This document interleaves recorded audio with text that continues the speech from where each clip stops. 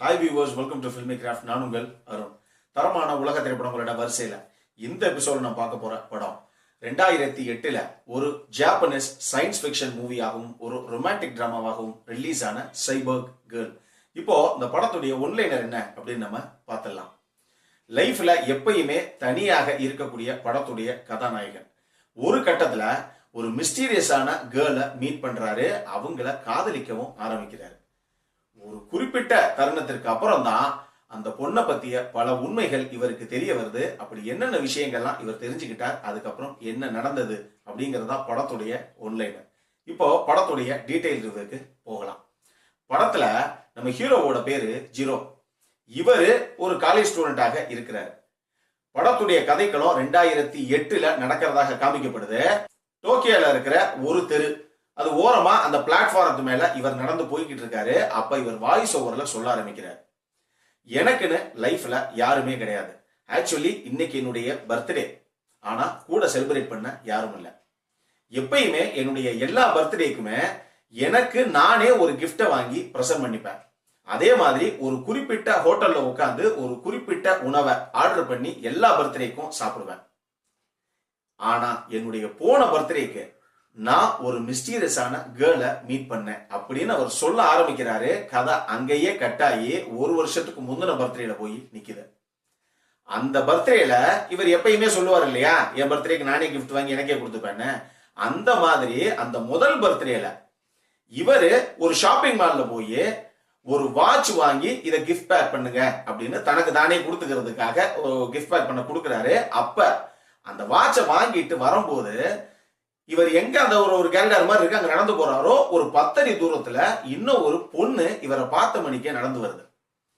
இவர் அந்த பொண்ணு அப்பதான் ஃபர்ஸ்ட் டைம் பாக்குறாரு. ஆனா அந்த பொண்ணு இவரை பார்த்த உடனே சிரிக்கிறான். இவருக்கு ஒரே ஆச்சரியம், என்னடா நம்மள ஒரு பயிலும் பார்க்க மாட்டான், நம்மளே தனியா தெரியும், திடீர்னு ஒரு பொண்ணு நம்மளை பார்த்து சிரிக்கிறாளே அப்படின்னா. அந்த பொண்ணும் அவ்வளவு அழகா இருக்கா. இவருக்கு பார்த்த உடனே அந்த பொண்ணை பிடிச்சு போயிடுது.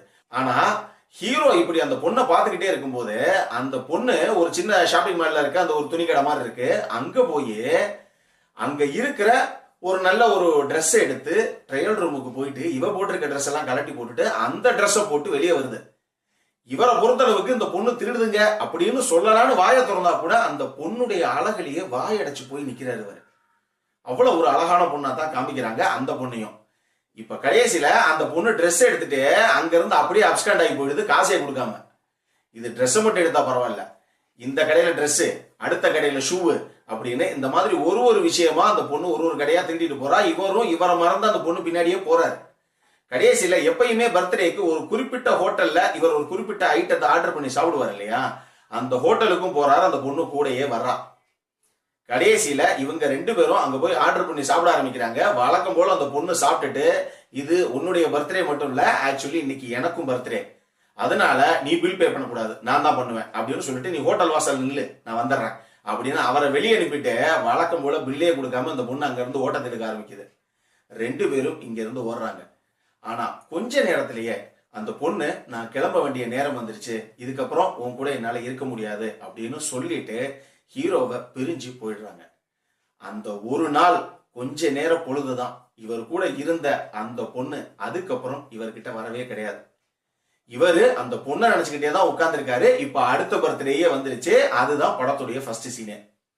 இப்பயும் இவ்வளவு கதையும் சொல்லிட்டு கடைசியில போய் அந்த ஹோட்டல்ல உட்காந்து அதே ஐட்டத்தை ஆர்டர் பண்றாரு. அதே பொண்ணு திருப்பி வந்து நிக்கிறான். இப்ப அவருக்கு எல்லையற்ற ஒரு மகிழ்ச்சி. ஆனா எதுக்காக அந்த பொண்ணு திருப்பி வந்தாங்கிறது இவருக்கு புரியல.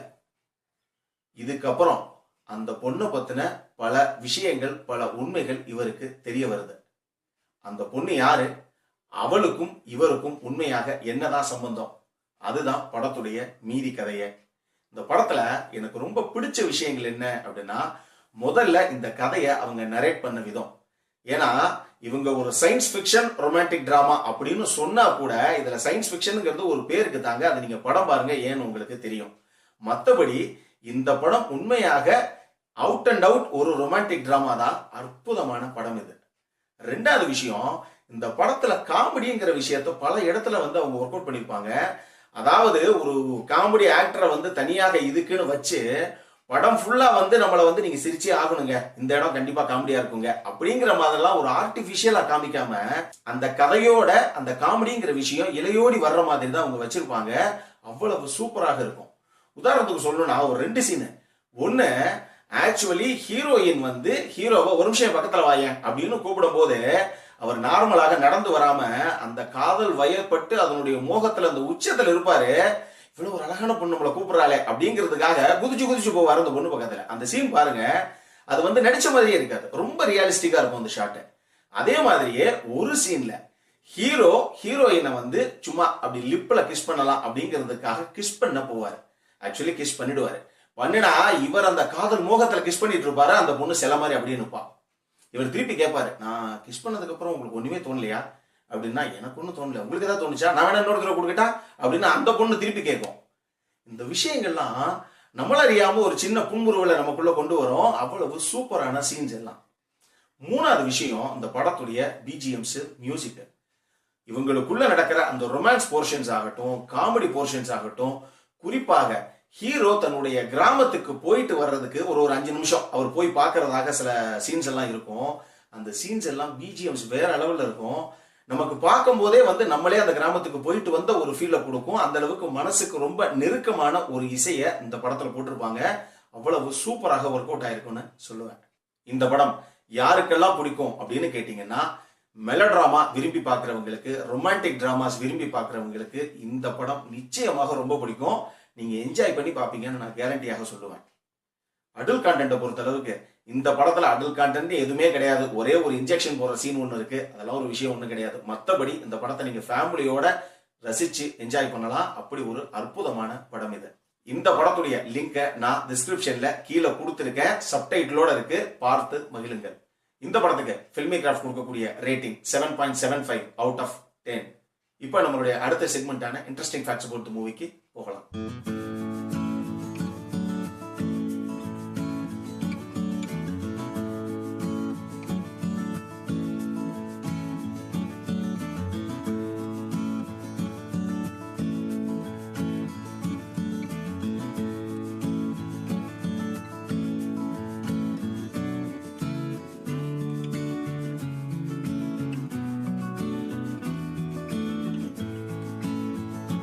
இந்த வீடியோ பிடிச்சிருந்ததுன்னா லைக் பண்ணுங்க, ரொம்ப பிடிச்சிருந்ததுன்னா உங்க ஃப்ரெண்ட்ஸ் எல்லாத்துக்கும் ஷேர் பண்ணுங்க. உங்களுடைய கருத்துக்கள் ஏதாவது இருந்தது அப்படின்னா கீழே இருக்க கமெண்ட் செக்ஷன்ல எங்களுக்கு தெரிவிங்க. வீடியோவை க்ளோஸ் பண்றதுக்கு முன்னாடி சப்ஸ்கிரைப் பண்ணுங்க. சப்ஸ்கிரைப் பண்ணும்போது பக்கத்தில் இருக்க நோட்டிபிகேஷன் பெல் ஐக்கானையும் கிளிக் பண்ணுங்க. அப்பதான் எங்களுடைய வீடியோஸ் எல்லாம் உங்களை ஆன் டைம் வந்து சேரும். இதே மாதிரி இன்னொரு உலகத்தரமான படத்தோட அடுத்த முறை உங்களை சந்திக்கிற வரைக்கும் it is Arun signing off. By.